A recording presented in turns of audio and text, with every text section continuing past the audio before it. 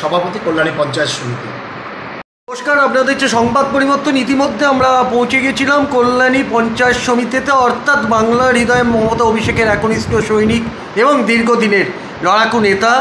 সব সময় মাননীয় মুখ্যমন্ত্রী যেমন মানুষের পাশে থেকে যেমন কাজ করেন, ঠিক আমরা আজ তেমনি একজন ব্যক্তিত্বের কাছে পৌঁছে গিয়েছিলাম, যিনি কল্যাণী পঞ্চায়েত সমিতির যিনি সভাপতি, অর্থাৎ কমল কুণ্ডুর কাছে সরাসরি, কমল মণ্ডলের কাছে আমরা সরাসরি পৌঁছে গিয়েছিলাম। এবং প্রথমেই দাদা, আপনাকে আমাদের সংবাদ মাধ্যমের তরফ থেকে স্বাগত জানাচ্ছি। নমস্কার আপনাদের।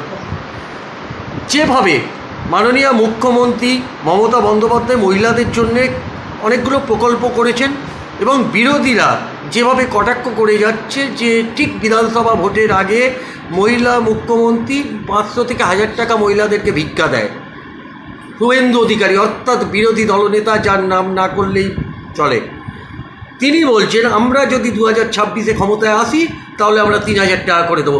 কী মনে করছেন 2026 ভোটের আগে? আমি প্রথমে আপনাদের মধ্যে দিয়ে নমস্কার জানাই। আমার বাংলার মাননীয় মুখ্যমন্ত্রী, বাংলার উন্নয়নের কাণ্ডারি, বাংলার 12 কোটি মানুষের আশা ভরসার প্রতীক মাননীয় মুখ্যমন্ত্রী মমতা বন্দ্যোপাধ্যায়ের চরণে। আপনি যে প্রশ্নটা যাকে নিয়ে করলেন, দেখুন আমি তার কথা মুখে আনতে চাই না, যে উনি কী বলেছেন যে বাংলার আমাদের নেত্রী আমাদের উন্নয়নের কাণ্ডারি বাংলার মানুষকে 500 টাকা 1000 টাকা ভিক্ষে দেন, ওরা ক্ষমতায় এলে 3000 টাকা দেবেন। আমি আপনাদের অন ক্যামেরার মধ্যে দিয়ে আমি বলতে চাই, পশ্চিমবাংলায় কেন, সারা ভারতবর্ষের ম্যাক্সিমাম জায়গায় তো বিজেপি ক্ষমতায় রয়েছে, তাহলে সেখানে তারা চালু করুন নাকি 3000 টাকা দিয়ে, তারা দেখা আগে তার ট্রেলার শুরু করুক, পশ্চিমবাংলার মানুষকে দেখাক যে দেখুন আমরা ওখানে শুরু করেছি, যে আমাদের সরকার বা আমাদের ভারতীয় সরকার এই রাজ্যে লক্ষ্মী ভাণ্ডার 3000 টাকা দিচ্ছে। তাহলে কেন আপনারা বাংলার মাননীয় মুখ্যমন্ত্রী মমতা বন্দ্যোপাধ্যায়ের 1200 টাকা 1000 টাকা আপনারা নেবেন? প্রশ্নটা আমি আপনাদের মধ্যে দিয়ে যার নাম বলে আমাকে ছুড়ে দিলাম।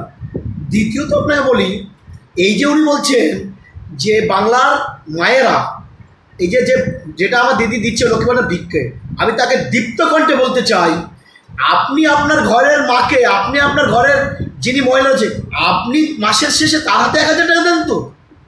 কিন্তু আমার নেত্রী মমতা বন্দ্যোপাধ্যায় বাংলার সাধারণ মানুষকে মাসের শেষে অ্যাকাউন্টে যারা জেনারেল 1000, যারা নমশূদ্র এসএসটি তাদের দিচ্ছে 1200 টাকা। দিদি আছে বলেই, কারণ তারা জানেন এই অর্থটা তাদের জন্য কতটা গুরুত্বপূর্ণ।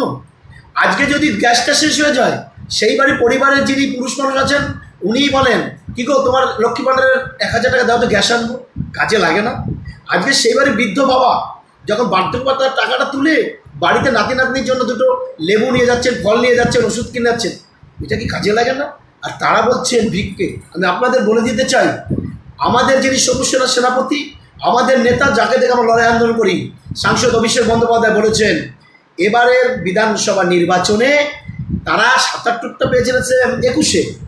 আমি বলতে পারি 50 নিচে থাকবে, 50-এর নিচে তাদের সিট তবে একটা হবে না। তবে এটা আমি চ্যালেঞ্জ করে বলতে পারি, আমরা 2021-এ 215টা যে আমরা সিট পেয়েছিলাম, এবার একটা সিট বেশি হলো। কমলবাবু, আমি আপনার কাছে আরেকটি প্রশ্ন করছি। অভিষেক বন্দ্যোপাধ্যায় যদি এই কথাটি বলে থাকেন, দেখা যাচ্ছে বিরোধীরা যেভাবে কটাক্ষ করছে, দলীয় এক শ্রেণীর লোক তারও একটা বিরোধিতা করছে, তাহলে কোথাও কি দলকে একটা চক্রান্তে ফেলার চেষ্টা করা হচ্ছে? আপনি বলুন, আজকে যেভাবে দলীয় কর্মীরা নিজেদের ভেতরে একটা অন্তর্দ্বন্দ্বে জড়িয়ে পড়ছে, কারণটা কি? না, আপনি আমায় বলছেন যে বিরোধী বা আমাদের মধ্যে অন্তর্দ্বন্দ্ব। দেখুন, আমি কল্যাণী ব্লকের আমি তৃণমূল যুব সভাপতি, আমার অভিভাবক আমার সভাপতি পঙ্কজ কুমার সিং। আমরা যেখানে রাজনীতিটা করছি, দেখুন বাইরে কী হচ্ছে আমি বলতে পারবো না, কারণ আমার জানাও নেই। আমার এলাকায় কোনো অন্তর্দ্বন্দ্ব নেই, পরিষ্কার ভাষায় বলি। কল্যাণী ব্লক রানাঘাট সাংগঠনিক জেলার মধ্যে তৃণমূল কংগ্রেসের উর্বর জমি। আমরা একটা সূত্রে আমাদের মালা পঙ্কজ কুমার সিং, আমরা যারা শাখা সংগঠন আছি সেই মালার একটা করে ফুল, আমাদের মধ্যে কোনো অন্তর্দ্বন্দ্ব নেই, তৃণমূল কংগ্রেসের অন্তর্দ্বন্দ্ব নেই। আমি কেন বললাম অভিষেকদার কথা বললাম, অভিষেকদাই বলেছিল 2024-এ বিরোধীরা বা আপনাদের মিডিয়া চ্যানেল থেকে তখন দেখানো হচ্ছিল তৃণমূল কংগ্রেস 7টা 8টা 11টা বেশি সিট পাবে না, আমার নেতা সমস্যা সেনাপতি অভিষেক বন্দ্যোপাধ্যায় বলেছিলেন আপনারা শান্ত থাকুন, আমরা পশ্চিমবাংলায় 31টা সিট পাবো। তার কথা ঠিক হয়েছিল, আমরা 29টি সিট পেয়েছিলাম, 2টো সিট অল্প মার্জিনে হেরেছিলাম।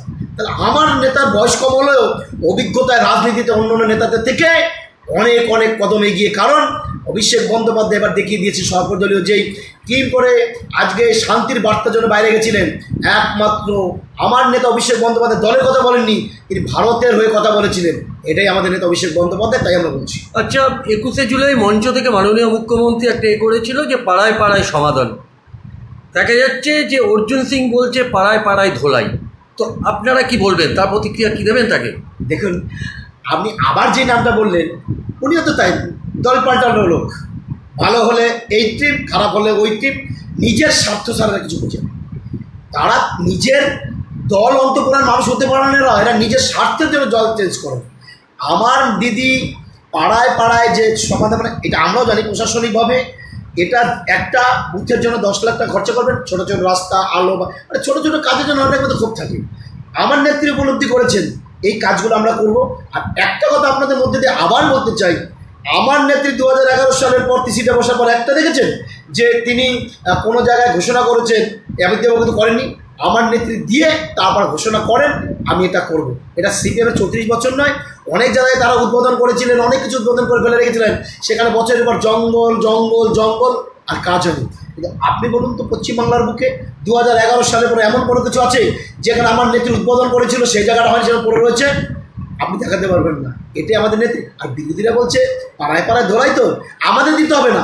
বাংলা ভাষা নিয়ে যেভাবে আজকে কেন্দ্রের সরকার আর বিজেপিরা নোংরা খেলা খেলছে, আমার এলাকার যারা বিজেপি করতে বড় বড় কথা, তারা আজ আমাদের সাথে যোগাযোগ করে কথা বলছে যে আমরা ভাই ওইখানে আমরা কোনো দল দেবো না, আমরা মমতা বন্দ্যোপাধ্যায়ের আঁচলের নিচে একটা সাথে থাকবো। আমি বাঙালি হয়ে বাইরে গিয়ে বাংলা কথায় কথা বলবো, আর আমাকে বলবে বাংলাদেশি। আর বিজেপি বলছে আমরা হিন্দুত্ববাদী, অর্থাৎ ওই পথে আমরা নেই। আগামী দিন পাড়ায় পাড়ায় ধোলাই আমরা বলতে পারি না, ধোলাই দেবো না। কিন্তু সাধারণ মানুষ নির্বাচন পরীক্ষার মধ্যে দিয়ে বিজেপিকে এমন ধোলাই দেবে, ওদের আর মুখ দেওয়ার জায়গা দেবে না, ঘর থেকে বেরোতে পারবে না। দেখা যাচ্ছে যে প্রধানমন্ত্রী এসেছেন এবং আগেও তিনি কটাক্ষ করে গেছেন যে বাংলা সংস্কৃতি নেই, বাংলার কালচার নেই, লক্ষ্মী পুজো, কালী পুজো, দুর্গা পুজো হয় না। কিন্তু এবারে 21শে জুলাইয়ের আগে এসে উনি মা লক্ষ্মী, মা দুর্গার নাম নিয়ে গেছেন। কি মনে করছেন আজকে? তাহলে দেখুন, একটা কথা বলি, দারুণ। সিপিএম একটা জায়গায় ছিল, বিজেপির প্রথম স্লোগান জয় শ্রীরাম। তাহলে আজকে এমন কি ঘটনা ঘটলো পশ্চিমবাংলার রাজনীতিতে, তারা মানুষের মন জয় করার জন্য জয় শ্রীরাম কি তাদের কাজ করছে না? জয় শ্রীরাম কি তাদের ওষুধের মধ্যে টনিক দিচ্ছে না? জয় শ্রীরাম তাদের পৈতৃক সম্পত্তি নয় দাদা, জয় শ্রীরাম আমাদের আরাধ্য দেবতা। এখন ওরা কী উপলব্ধি করছে? ওটা বলেছিল না পশ্চিমবাংলায় দুর্গা পুজো, কালী পুজো, লক্ষ্মী পুজো হিন্দুতে হতে দেয় না, বলেছিল দুর্গা পুজো করতে দেয় না। আমার নেত্রী দুর্গা পুজোর কার্নিভাল করে, আমার নেত্রী দুর্গা পুজোর জন্য সাধারণ মানুষের অ্যাকাউন্টে টাকা দিচ্ছে পুজো করার জন্য, আমার নেত্রী বাংলাদেশের শ্রেষ্ঠ উৎসব দুর্গা পুজো করবার জন্য এক একটা ক্লাব সংগঠনকে তাদের উন্নয়ন করার জন্য, তাদের পুজো করার জন্য তাদের পাশে দাঁড়াচ্ছে। আজকে আমাদের মাননীয় প্রধানমন্ত্রী নরেন্দ্র মোদীকে দুর্গাপুর এসে জয় শ্রীরাম বাদ দিয়ে কেন জয় মা দুর্গা, জয় মা কালী বলতে হচ্ছে? এরা বুঝে গেছে জয় শ্রীরাম স্লোগান দেওয়ার কাজ হবে না, এবার দেখে এটা দেওয়া গেল। তো এইটুকু বলতে চাই, যখন মানুষের সর্বনাশ চলে আসে না, তখন কোনো কিছুতেই কাজ করে। তাই আমি এটা বলতে চাই, ওরা যত বেশি পশ্চিমবাংলায় ঢুকবে, সাধারণ মানুষ আর তত বেশি ঐক্যবদ্ধ হয়ে বিজেপিকে তারা 21শে নির্বাচনে নেবে। তাহলে কি মনে করছেন যে কেন্দ্রীয় সরকার ব্যাকফুটে চলে যাচ্ছে? 100%। আরে কেন্দ্র সরকার যে সরকার চলছে, মানে মিলিজুলি সরকার, আপনি আমায় বলুন তো, আপনি বলুন, এরা যে কোনো সময়, আপনি এখন আমার সাথে কথা বলে ঘর থেকে বেরোনোর শুনতে পারেন কেন্দ্রের সরকার পড়ে গেছে। ওদের নিজস্ব বলেছিল না 400 পার করবো, 400 পার করবো, 400 হয়েছিল? কাদের নিয়ে সরকার করেছে কেন্দ্রে? সাধারণ মানুষ বুঝে গেছে ওদের ভাওতা, ওদের চালাকি, ওদের নোংরামো সব কিছু বিজেপির মধ্যে রয়েছে। আর ওরা সাধারণ আমি একটা কথা বলি, বাংলার নিরহ মানুষ, বাংলার নমশূদ্ররা, বাংলার এসসি, বাংলার যে আমাদের হিন্দু, এদের জন্য কেন্দ্র কিছু করবে না, আগামী দিনও করবে না। একমাত্র নেত্রী মমতা বন্দ্যোপাধ্যায় এদের কথা বলবে। আচ্ছা, 2026 বিরোধী দলনেতা বলছে হিন্দু হিন্দু ভাই ভাই, 2026-এ বিজেপিকে চাই। তো কোনো কি প্রভাব করবে? আবার শ্রমিক ভট্টাচার্য অর্থাৎ রাজ্য সভাপতি বলছেন যে হিন্দুও চাই, মুসলিমও চাই, মা কালীকেও চাই। সব শেষ আপনাকে এই প্রশ্নটা আমার তো আপনাকে একটা প্রশ্ন করি, আপনারা তো সব জায়গায় পশ্চিমবঙ্গে সব জায়গায় ঘুরছেন, আমি বিজেপির কাছে প্রশ্ন করতে চাই, আমরা 2026-এ ক্ষমতা এলে আমাদের মুখ্যমন্ত্রী একজন, আমাদের নেত্রী মমতা বন্দ্যোপাধ্যায়, বিজেপির মুখ্যমন্ত্রী কী হবে? বিজেপির মুখ্যমন্ত্রী পদ কী? শুভেন্দু বলবে আমি, দিলীপ ঘোষ বলবে আমি, লকেট দিকে বলবে আমি, সুকান্ত মজুমদার বলবে আমি, শ্রমিক ভট্টাচার্য বলবে আমি, ওদের সৌমিত্র খা বলবে আমি। তাহলে ওরা কি দুদিন অন্তর, শনিবার একজন, রবিবার একজন, সোমবার একজন, মঙ্গলবার একজন, আর যিনি এখন দায়িত্ব পেয়েছে শ্রমিক ভট্টাচার্য, উনি বলবেন তোরা তো সদিন চালিয়ে দিয়েছিস, ছুটির দিনটা আমি একটু এনজয় করি, কারণ ওনার ক্যারেক্টার আমরা জানি, আমরা সবাই জানি, তো ওই ছুটির দিনটা আমি ভাই এনজয় করবো, মুখ্যমন্ত্রী হয়ে মানুষের সাথে ওই দিন আমি। আমরা প্রশ্ন করে যেতে চাই, যারা বলছে যে 26-এ আমরা মা কালী দুর্গা সব বাজেয়াপ্ত করে তাদের নাম নিয়ে আমরা ক্ষমতা আসবো, মা দুর্গা উপরে বসে দেখছেন যে ভারতবর্ষের দিকে অসুরকে আগে সরাতে হবে, এই বাংলার বাঘিনী হাওয়ায় ছুটি পড়া, এই বাঘিনী আগামী দিন ওই ভারতবর্ষ শাসন করবে, বাংলায় ওদের কোনো স্থান হবে না, বাংলার মাটি উর্বর মাটি, বাংলার মাটি মমতা বন্দ্যোপাধ্যায়ের মাটি। অসংখ্য ধন্যবাদ। আমরা সরাসরি পেয়ে গিয়েছিলাম অর্থাৎ কমল মণ্ডলকে, তিনি জানিয়ে দিলেন অর্থাৎ বাংলার বাঘিনী, বাংলার অগ্নিকন্যা, সেই হাই চটি পড়া মহিলা আবার 2026 বাংলার মসনদেই বসবেন। বিরোধীরা যতই কটাক্ষ করুক, বিরোধীদের যতই পরিযায়ী পাখির মতো আসুক, সমস্ত কিছু নস্যাৎ করে দিয়ে অর্থাৎ বিরোধীদেরকে বিসর্জন দেবে বঙ্গোপসাগরের জলে।